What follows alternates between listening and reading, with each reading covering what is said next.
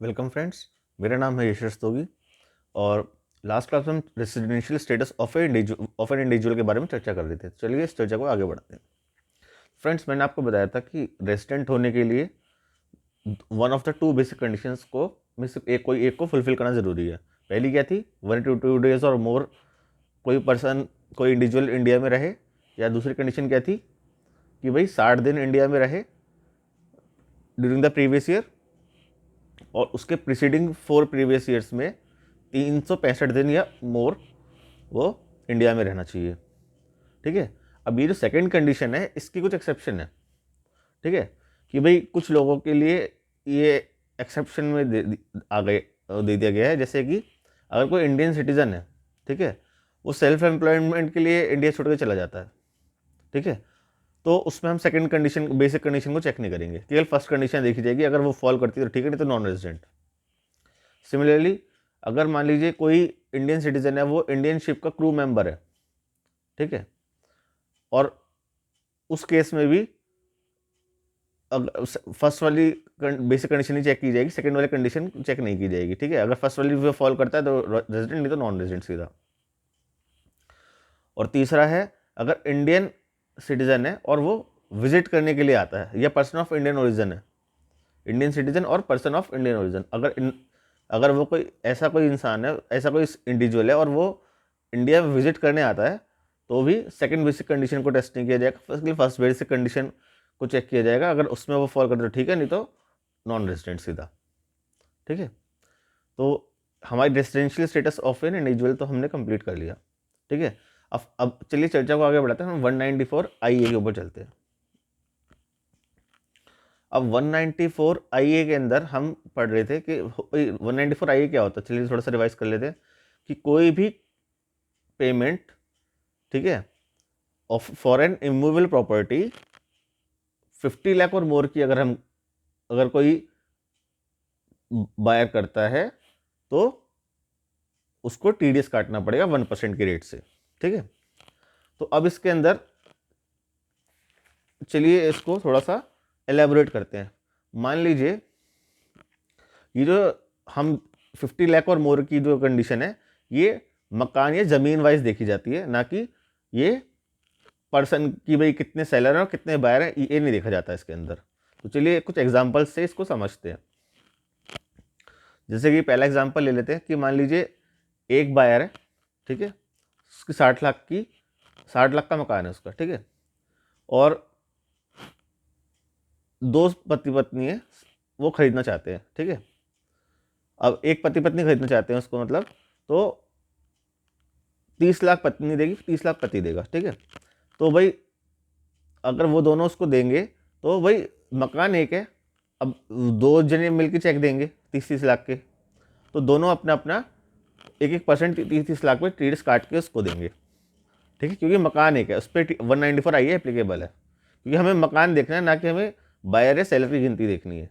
और 194 IA की सबसे इंपॉर्टेंट बात ये याद रखिएगा कि 194 IA केवल और केवल रेजिडेंट सेलर के ऊपर ही एप्लीकेबल है। मतलब जिसको पेमेंट मिल रही है, जो सेलर है वो रेजिडेंट होना चाहिए। ठीक है, अगर नॉन रेजिडेंट हुआ तो वही 194 IA सेक्शन ही नहीं लगेगा। फिर अगर नॉन रेजिडेंट होता है तो फिर वो 195 में चला जाएगा, वो बताऊंगा मैं आपको। तो पहला केस ये हो गया कि भाई पति पत्नी ने 30-30 लाख के चेक दिए, तो एक 1% दोनों को काटना पड़ेगा उसको 30-30 लाख पे। ठीक है, सेकंड, अगर मान लीजिए कि भाई को ओनर है पति पत्नी, ठीक है, 50-50% पार्टनर है। अब एक प्रॉपर्टी खरीद रहे हैं एक आदमी से 60 लाख की, ठीक है, सॉरी, पति पत्नी जो है वो प्रॉपर्टी ओनर है, और वो बेच रहे हैं अपनी प्रॉपर्टी। ठीक है, अब बायर उनको 30-30 लाख का चेक देगा। ठीक है, तो बायर 30-30 लाख का चेक देगा, तो दोनों के नाम पे देगा, पर प्रॉपर्टी क्योंकि एक है तो वो TDS काट के देगा। ठीक है, यहाँ पे भी ये याद रखिएगा, जो हमारा सेलर है वो हमेशा रेजिडेंट रहेगा। ठीक है, तभी 194 IA एप्लीकेबल होगा, वरना 194 IA एप्लीकेबल ही नहीं होगा। एक और कंडीशन ले लेते हैं एग्जाम्पल, जैसे कि मान लीजिए 194 ये कहता है कि भाई आपको पेमेंट जो है वो किसी भी मोड में मिले, चाहे चेक के थ्रू मिले, कैश में मिले, या फिर आपको शेयर्स मिले कंपनी के किसी, तो भी 190 आपको अगर 50 लाख के ऊपर उससे ऊपर की कंसिडरेशन मिल रही है, पेमेंट मिल रही है, आप दे रहे हो किसी को, तो आपको टीडीएस काटना पड़ेगा। तो मान लीजिए एक कंपनी है ए लिमिटेड। अब ए लिमिटेड जो है वो एक आदमी है मिस्टर बी, उसकी ज़मीन खरीदना चाहती है। अब वो उससे कहती है भाई मैं तेरी ज़मीन 55 लाख में खरीद लेंगे, हम तेरी ज़मीन 55 लाख में खरीदेंगे, कंपनी कहती है, पर हम तुझे कैश नहीं देंगे उसके लिए, चेक या क्या नाम, चेक नहीं देंगे, हम तेरे को उसके लिए प्रेफरेंस शेयर इशू कर देंगे, ठीक है, इक्विटी शेयर इशू कर देंगे, कोई से भी शेयर हो। तो अब 55 लाख के वो शेयर इशू करेंगे, तो भी अब ये भी कंसिडरेशन है, भले ही कैश या क्या नाम है बैंक से नहीं मिल रही पेमेंट, आपको शेयर्स मिल रहे हैं उसके, ठीक है, आगे आपकी प्रॉपर्टी के अगेंस्ट में शेयर्स मिल रहे हैं, तो भी जो कंपनी है वो टीडीएस काटेगी, ठीक है। मान लीजिए 55 लाख की में खरीद रही है वो, ठीक है, तो 55 लाख पे 1% टीडीएस काट के वो क्या नाम है जमा कराएगी कंपनी, ठीक है। और जैसे कि केस ले लेते हैं हम, मान लीजिए एक नॉन रेजिडेंट बायर है, वो खरीद रहा है किसी रेजिडेंट सेलर से, ठीक है। तो अब बायर के नॉन रेजिडेंट होने से कोई फर्क नहीं पड़ता, चाहे वो रेजिडेंट हो या नॉन रेजिडेंट हो, बायर से कोई लेना देना नहीं है कि उसके रेजिडेंशियल स्टेटस से, सेलर के रेजिडेंशियल स्टेटस से लेना देना है, क्योंकि 194 आई लगता ही रेजिडेंट सेलर के ऊपर है, ठीक है, क्योंकि पेमेंट रेजिडेंट सेलर को जा रही है, ठीक है।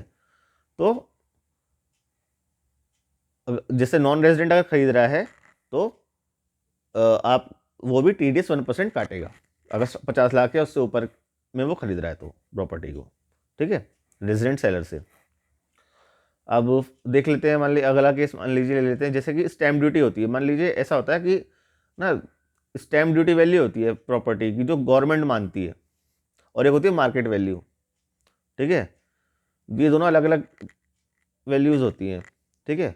तो मान लीजिए स्टैम्प ड्यूटी वैल्यू जो है जिसको गवर्नमेंट मानती है भाई इससे कम में यहाँ पे मकान की वैल्यू नहीं मानते हम, ठीक है, वो होती है स्टैम्प ड्यूटी वैल्यू। मान लीजिए स्टैम्प ड्यूटी वैल्यू 60 लाख रुपए है किसी किसी प्रॉपर्टी की। अब वो क्या कर रहा है कि वो तो 48 लाख में बेच रहा है प्रॉपर्टी अपनी, ठीक है।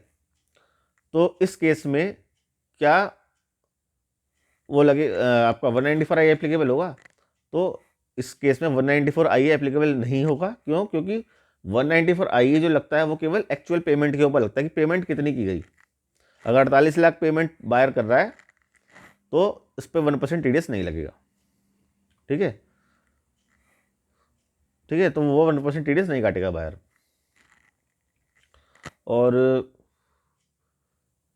हाँ, मान लीजिए कि मान लीजिए मकान जो है आपका मान लीजिए आपने कहीं हाउसिंग सोसाइटी में मकान खरीदा, ठीक है। अब आपने मकान खरीदा, वही मकान की वैल्यू है 45 लाख रुपए, ठीक है। अब मकान तो खरीद लिया, अब मकान में आपको क्या क्या चाहिए? आपको क्या नाम है पानी का कनेक्शन भी चाहिए, ठीक है, उसके लिए मान लीजिए वो 1.5 लाख रुपए ले रहा है, ठीक है। आपको क्लब मेंबरशिप फीस वहाँ पे मान लीजिए मैंडेटरी है, लेनी है, ठीक है, 1.5 लाख रुपए की, वो आपसे अलग से चार्ज कर रहा है। तो अगर इस तरह के कोई चार्जेस हैं, एडवांस मेंटेनेंस चार्ज या मेंटेनेंस चार्ज कोई चार्ज कर रहा है वो, ठीक है, वो इस तरह से अगर कोई चार्जेस है तो वो सारे चार्जेस जितने भी हैं, इलेक्ट्रिसिटी चार्ज, इलेक्ट्रिसिटी आपको जैसे अब घर तो ले लिया, इलेक्ट्रिसिटी तो चाहिए ना, इलेक्ट्रिसिटी कनेक्शन चाहिए, इलेक्ट्रिसिटी कनेक्शन चार्जेस वगैरह, ये सब जो प्रोवाइड करा रहा है वो, तो सब चीज़ों के अलग अलग चार्जेस ले रहा है वो, अलग अलग 50, किसी के 50 लाख, जैसे 1 लाख मान लीजिए, वो मिला के अगर 45 लाख की प्रॉपर्टी और मान लीजिए 6 लाख के ये सब बन जाते हैं चार्जेस मिला के, तो 51 लाख की प्रॉपर्टी हो गई। तो इसको जो 194 आई है वो उसमें ये कहते हैं कि भाई 45 लाख प्लस 6 लाख रुपए ये भी जोड़े जाएंगे। जो कोई भी ऐसी आपने सर्विस ली है जो एंसिलरी टू द परचेज है, कि जिसके बिना काम नहीं चल सकता इस परचेज का, तो प्रॉपर्टी परचेज का, तो आपको टोटल अमाउंट के ऊपर टीडीएस काटना पड़ेगा। यानी कि ये 45 लाख की बेसिक रेट है प्रॉपर्टी का, और 6 लाख रुपए मान लीजिए इन सब चीज़ों के हैं। ठीक है, electricity charges, electricity connection charges, water connection charges, और आपका कार पार्किंग फीस चार्जेस, और आपके maintenance charges, advance maintenance charges, जो भी मतलब, और इसी तरह के कुछ भी चार्जेस हैं। तो अगर ये सब मिला के मान लीजिए 6 लाख रुपए बनते हैं, तो टोटल आप 51 लाख रुपए दे, तो 51 लाख रुपए के यानी देने की वजह से क्या ये टोटल आपका 50 लाख के ऊपर पहुंच गया, तो आपको 1% टीडीएस काटना पड़ेगा। ठीक है, जो बायर है वो 1% टीडीएस काटेगा इस केस में। ठीक है, तो ये हमारी 194 आईए की हमने चर्चा की। फर्दर एक और चीज़ बताता हूँ 194 आईए के बारे में, जो हमने पढ़ा था कि भाई हम जो फॉर्म दे, जिस फॉर्म में वो भर के भेजेगा वो है फॉर्म 26 QB। ठीक है, और वो कब तक, क्या नाम है उस, वही फॉर्म चालान कम स्टेटमेंट है वो टीडीएस की। ठीक है, कि भाई जो आपका सेलर होगा, ठीक है, जो आपका सॉरी बायर होगा, बायर जो है वो भर के आपको टीडीएस सर्टिफिकेट इशू कर देगा। ठीक है, फॉर्म 16B आपका टीडीएस सर्टिफिकेट है, और वो उसकी डेट कब होती है,